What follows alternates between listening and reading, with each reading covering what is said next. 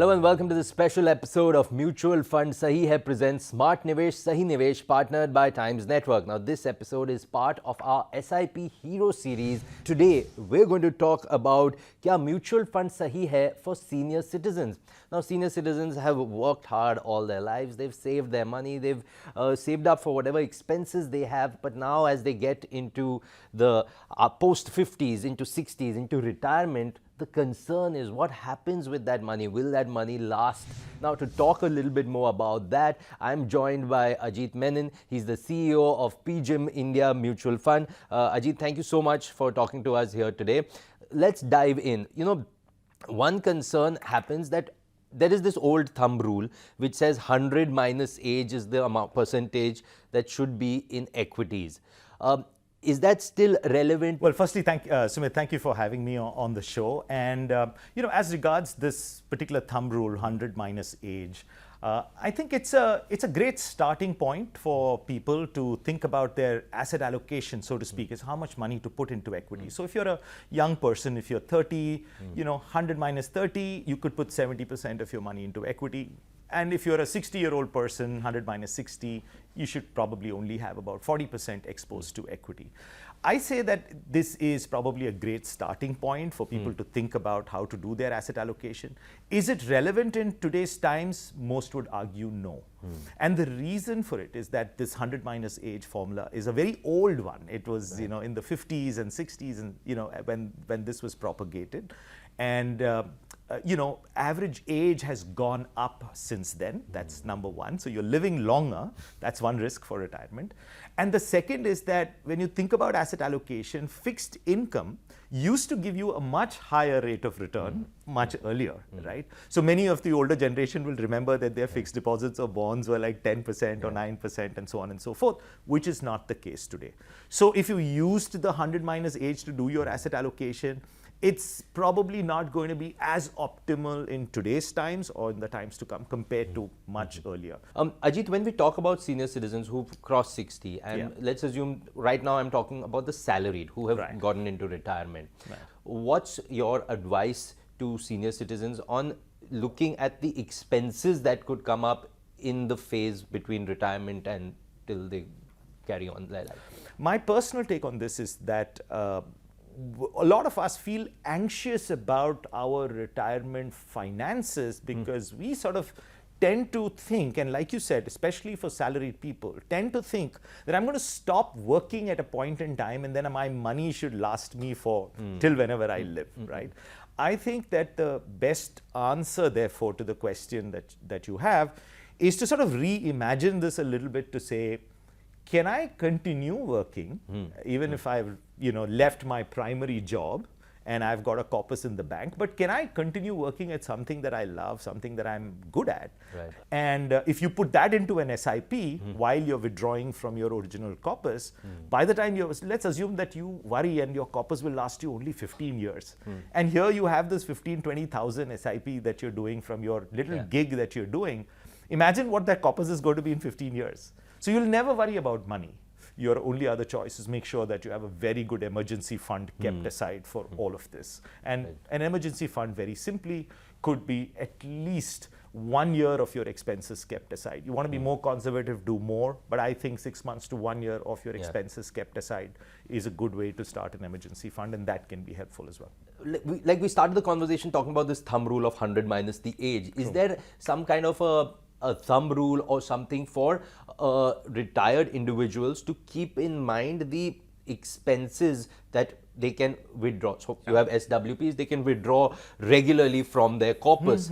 But is there some math to say that so much is the percentage of your corpus you can withdraw every year so that the corpus keeps growing and lasts for many years, till the end of There is actually, Sumit. I would say that one needs to consider inflation as the main villain, which reduces the purchasing power of your money. So if you have a portfolio that's earning you, let's say, 10% into your retirement, and if let's assume the inflation is 5% or 6%, let's take 6% as the inflation, then your withdrawal rate from your corpus should be 10 minus 6, 4%. Right. That's called the real rate of return. Yes. What kind of mutual funds would you best recommend for senior citizens? Sure, we can recommend a few. As you are getting into your later years, you don't want your capital to be drawn down too much in market volatility. At the same time, you want returns which will be inflation beating at best, right? So your real returns are positive for you to do your withdrawals. I would therefore think that most people, good advisors, would recommend senior citizens to think for their equity portion of their portfolio to think about hybrid funds. So a balanced advantage fund category in the mutual fund environment is very, very good. I would recommend hybrid funds as a great starting point. Diversified equity is fine if you think you can take a little extra risk. The best answer being that the advisor will check that for you. But I think these categories would probably be the ones to sort of look at. Fantastic. Ajit, one last question. So we're living in a world now where technology is everywhere, and every business is now a technology business. Yeah. In this case, in investments, of course, technology has had a great impact. People are able to invest quickly through technology. They're able to track their portfolio. They're able to track schemes or stocks or whatever they're investing in. But senior citizens might not be so technologically savvy. Right. Some are, some aren't. Some Right. have struggled with it, but some are like almost like native users. Right. How can the industry, or how can these individuals manage their finances without being so dependent on technology, if the case is for them in individual cases? But Sure, Sumit, by now your audience has already guessed my answer. He's going to say, have an advisor to take care of that. But having said that, I think you're right that technology has made a lot of things easy, and at the same time, it does get complicated for senior citizens to sort of maneuver all of what is available. And there is the real risk of cyber frauds, right? And people getting scammed out of their monies and investments at points in time. So I do think that my answer will continue, therefore, to remain to have an advisor guide you with what it is, because now you've reached that point where you don't want any risk, so you want to really a trusted, qualified, certified person to sort of manage it for you. I would encourage that your audience thinks about all available products that can help them into retirement. For instance, annuities. From the insurance industry is a good way to add into your portfolio. When you do an annuity, you've locked it up. You're not going to have any risk of that income that's coming from the annuity to your family, right? Some people may have children who may have special needs. They worry that what happens if we die? Would somebody take all that money and start reinvesting in some different way that puts everything at risk? That's where things like annuities or having just direct bonds or fixed deposits actually help. So the answer is not one or the other. The answer is a combination of the two. So I would say just don't think about mutual funds when you're in your 60s and building portfolios. Think about products like NPS or the annuities that come out of NPS or insurance annuities as well to create that base regular income for life. Thank you so much, Ajit, for coming on the show and for sharing your thoughts with us. Ladies and gentlemen, it's time for a short break, but on the other side of the break, we're going to meet a senior citizen who has pretty much sorted out their financial requirements for their life. So stay tuned, don't go anywhere. It's time for a short break on Mutual Funds Sahi Hai presents Smart Nivesh, Sahi Nivesh, partnered by Times Network. We'll be right back.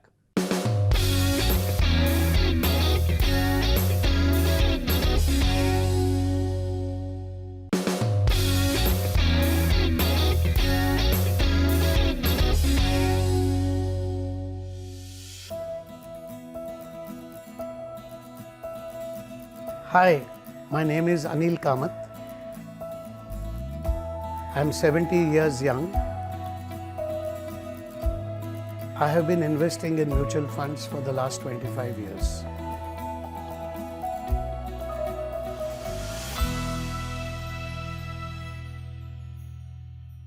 Well, Mr. Kamath, thank you so much for talking to us here today. First up, if you could tell us a little bit about your background, a little bit about your life story.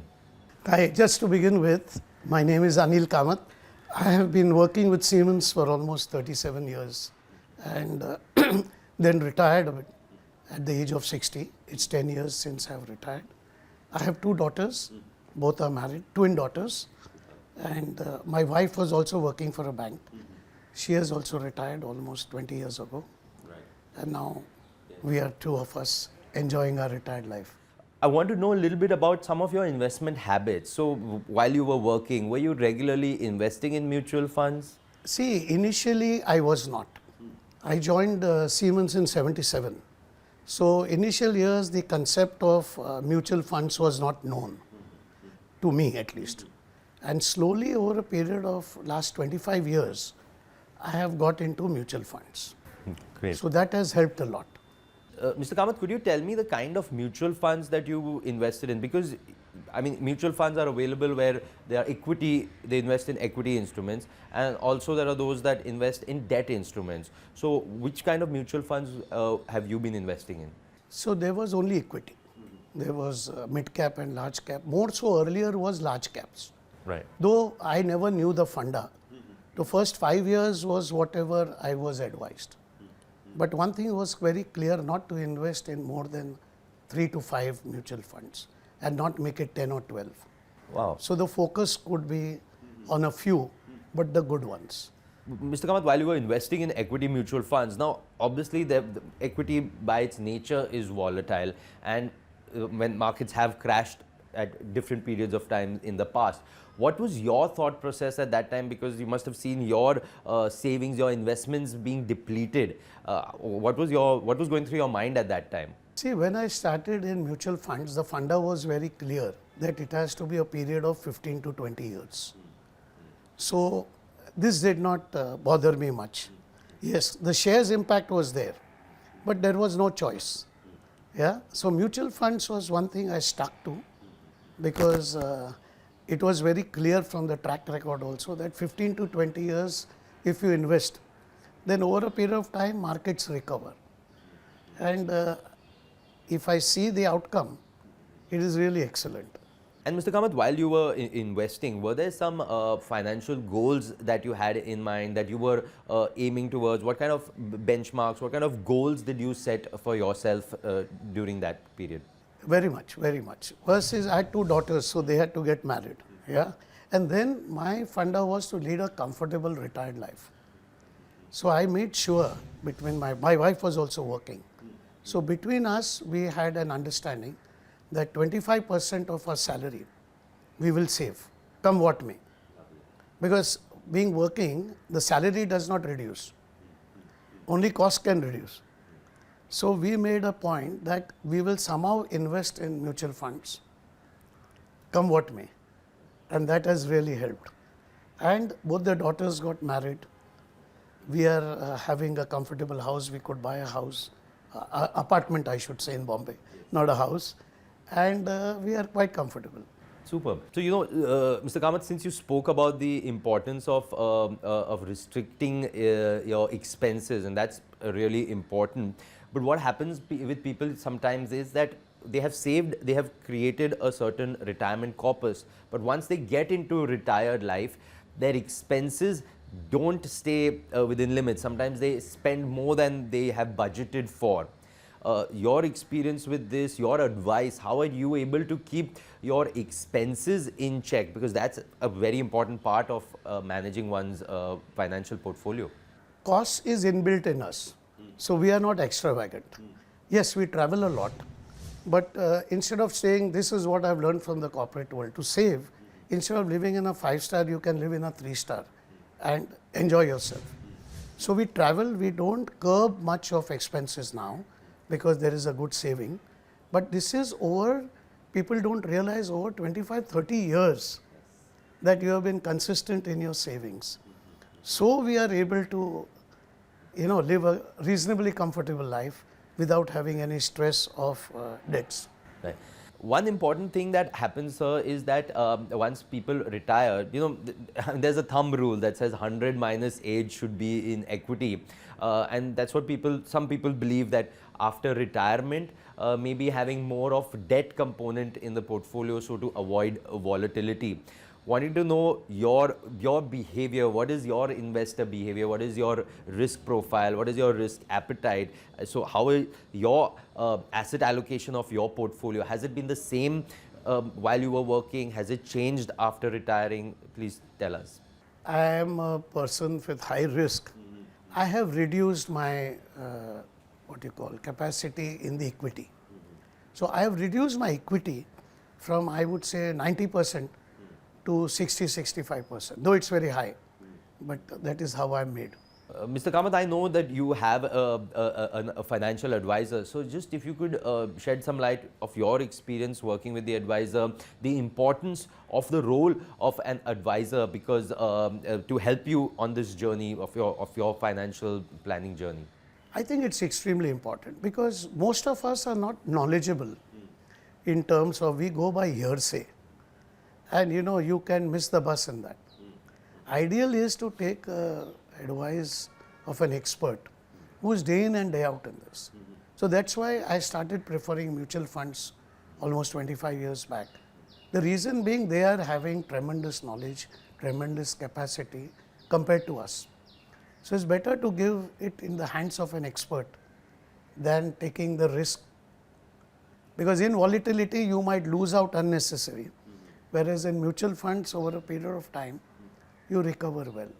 That's so true. That's so true. One other aspect that people often ignore is the importance of estate planning, because you've spent so many years working hard, building that big financial corpus, and the importance of leaving it to the next generation in a seamless manner. So just your thoughts about estate planning. What have you accomplished in estate planning? See, it's very important. I think it's extremely important. We have done ours.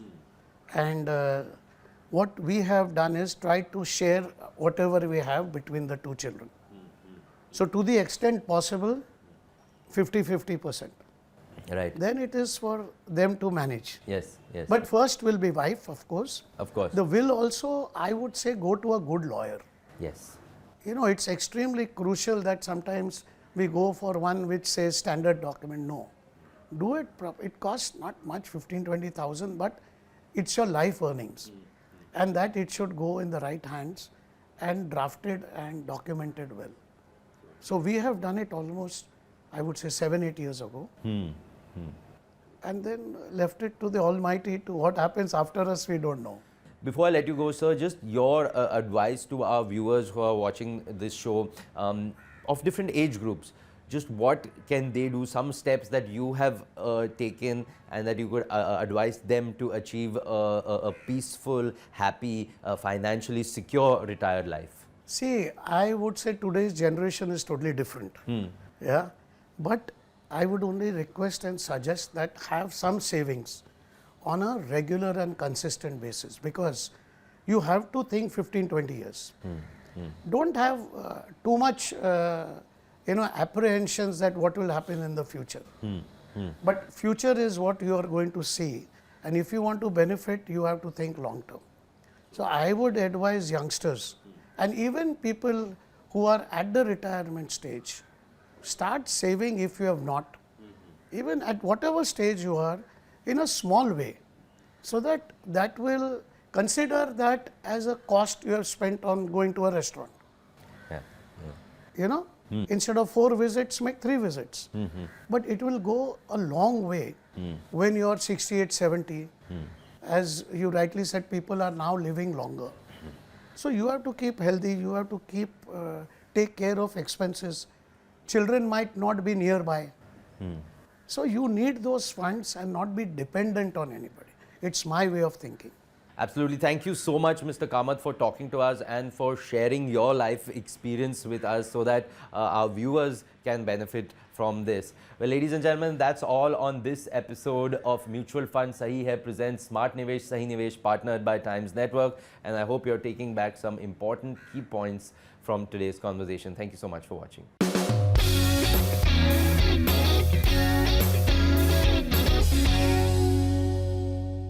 Mutual fund investments are subject to market risks. Read all scheme-related documents carefully.